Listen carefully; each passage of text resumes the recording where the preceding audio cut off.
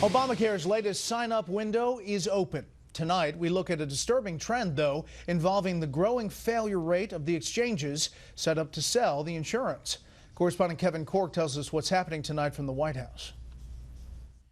Less than a week into its third enrollment period, a major setback for Obamacare, specifically the nonprofit healthcare insurance co-ops, authorized by Democrats in Congress with the hopes of holding down premium costs, are shutting down at an alarming rate. From Colorado to South Carolina, Louisiana to New York, one by one, co-ops have been collapsing. Despite an enormous financial investment by the federal government, more than half, 12 of 23, have failed, with loans to the shuttering co-ops topping $1 billion, leaving nearly 900,000 Americans looking for new coverage plans.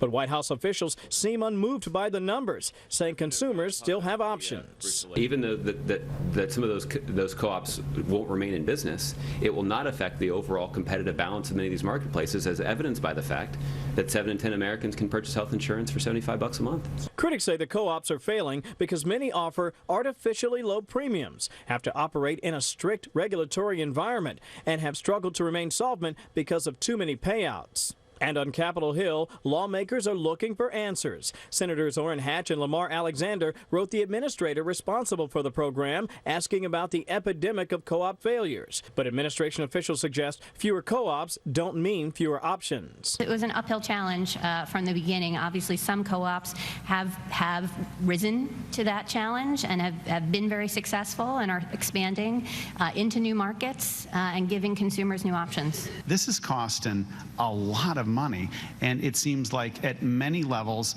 it's simply a failure. Meanwhile, the president today took part in a conference call touting the enrollment period and the website healthcare.gov in an effort to have 10 million Americans signed up for Obamacare by next year. We're focused right now on making sure, number one, that folks who signed up last time stay covered and continue to have a good experience.